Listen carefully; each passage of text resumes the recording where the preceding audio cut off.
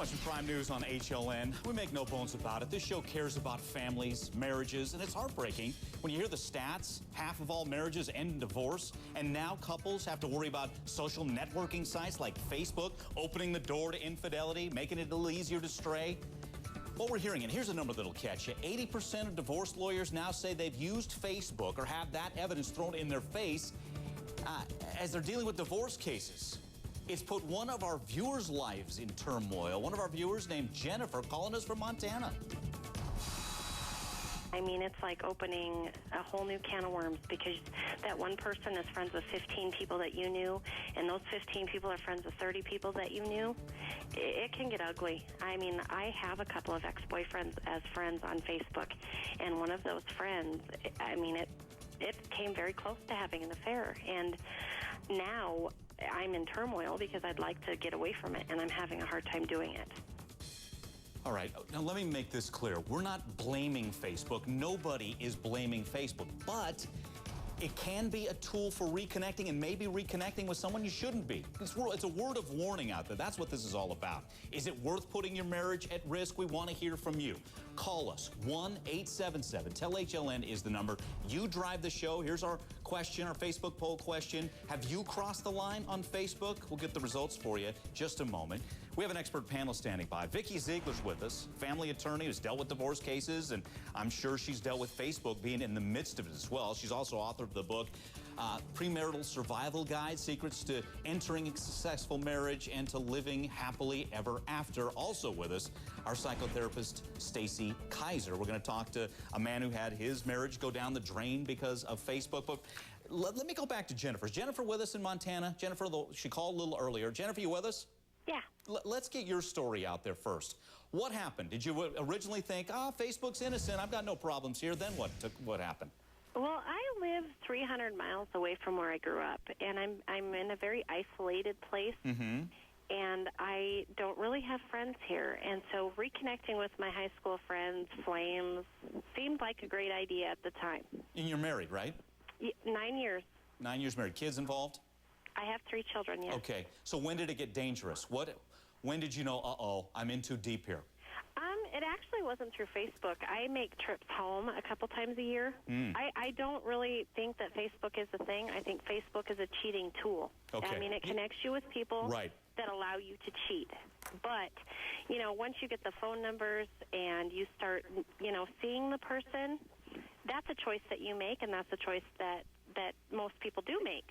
No, to see one way or the other. Jennifer, you make a great point. We're not blaming Facebook, but it is a tool. Back in a bygone era, you might wonder, I wonder what happened to so-and-so from high school. Now, that person could be right at your fingertips. Stacey Kaiser, have you dealt with this, and is that what you're hearing? What we think might be an innocent connection turns into something we shouldn't be doing?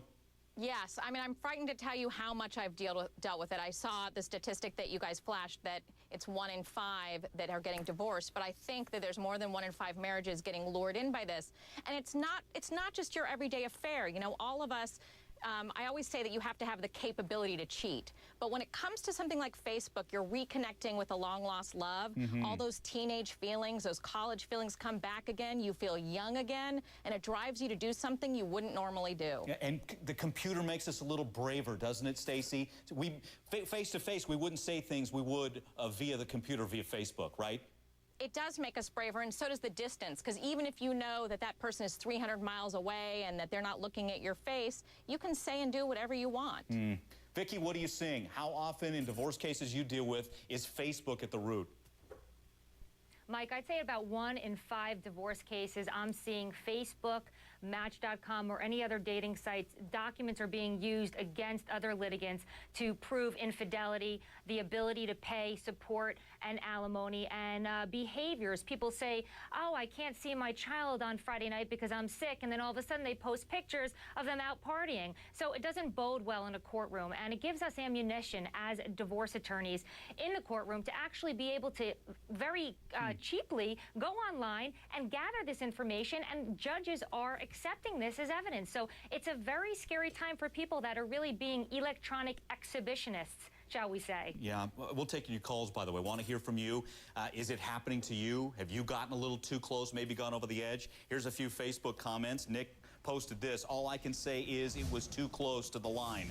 Way too close. Deanna posted this. Yep, that would be my soon-to-be ex-husband. And another Deanna wrote, seen it happen many times, but before Facebook, it was MySpace, and before that, chat rooms online. If the foundation isn't sturdy, it will give way. You know, Stacey, I hear that, but on the other hand, marriages go through highs and lows, and if at a low point, you start doing something you shouldn't on Facebook, that crack in the dam could blow wide open, right? That's 100% right. Every good marriage even has a low point. And so what I always tell people is, if things aren't going well in your house, then you should consider yourself a target. And if you're online and you're interacting with people that you used to have feelings with or you could have feelings with, you are more likely to cheat than you would be if things were going well with you and your mate at that time. Okay, let's get a call in. Is it Betty in Indiana? Betty? Yes, hi, how are you? Hey, Betty, what's your thoughts here? My thoughts, you know what, Mike, I agree 100% with what, you know, all these people are saying about Facebook and MySpace and all these places on all these internet services that you can go and hook up with people that you knew in the past. Maybe things didn't work out, and maybe you want to see if you can rekindle an old flame or whatever. But I just don't think it's worth it. And my fiance and I each have a Facebook page, and I believe that if your spouse has a Facebook page, if you both have one, you should have each other's passwords, and you should be able to look in on what your spouse is doing. Betty, that's a great point. We're going to have some tips on really how to temptation-proof your marriage concerning Facebook in a little bit, and that is definitely one of them. Give your spouse your username and password. Let them check it anytime they want. Keep things on the up and up. And Betty, you made another great point. It's not worth it. Just be careful of who you're friending here. We're going to continue our conversation. Want to hear from you. Your stories. The number 1-877-TEL-HLN. And we're going to hear from a man who started up a website, FacebookCheating.com, where people in droves are posting their sad stories of a marriage gone wrong. Stay with us. Looking back to Prime News on HLN. There's even shirts concerning this. What's this one say? MySpace ruined my relationship.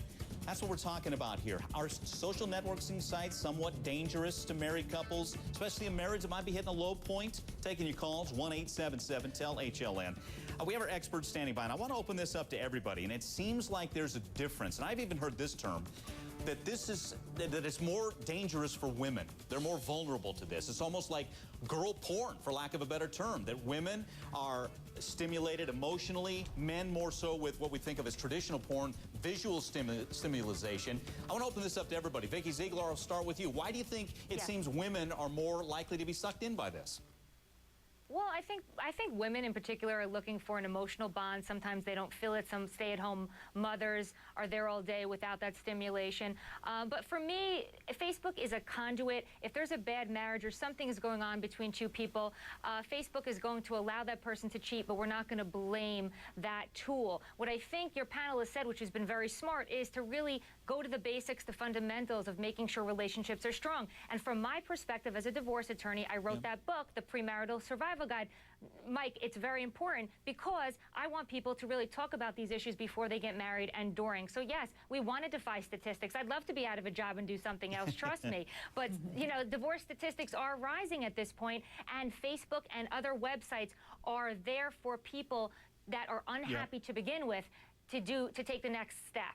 Right. And again, we're just saying it can facilitate, and I would say don't friend exes. Would Stacey Kaiser, would you agree with that? Absolutely.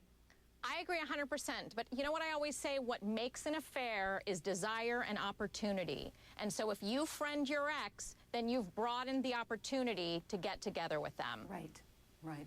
Okay, let's get a call in. Tammy's with us, Montana. Tammy, your thoughts here?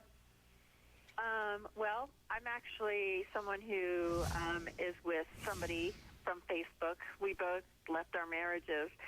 He was my high school teacher from 20 years ago, and and now we're engaged. And we both left our marriages, and it's been the best thing we could have ever done. You had one speaker on there say that when you know, marriages are at a low point, Facebook can really be kind of a tool. Right. And was it? You know, it was a tool for us, and we reconnected. You have no regrets? No regrets whatsoever. You know, I wrote on the website, too, on your website, life is too short to not be happy. Well, what about, is your ex-husband, was he hurt? Was he blindsided by this? They both were hurt and blindsided, but they also knew that the relationships weren't going well. And it just so happened that we were on Facebook, and I got a message from a high school teacher saying, "Hey, do you remember me, your psychology teacher?" And I was like, "Oh my God, you were my favorite teacher ever." And he was like, "You were my favorite student too." And wow. And we just fell in love, and he didn't know I had a big crush on him in high school. He never knew that. Nothing inappropriate happened in high school. But he's only 10 years older than me. Well, you know, Mike, I hate to rain on Tammy's No, I agree. parade, I mean, I just don't think it's I don't think it's a great story. I'm sorry. Yeah. I think that two people were hurt, and it kind of proves the point of what we're talking about here. So, well, the other thing is second marriages fail at a 73% rate. So whatever problems were going on with Tammy and her husband, they need to work on them. Jane Velez-Mitchell coming up next. Stay with us.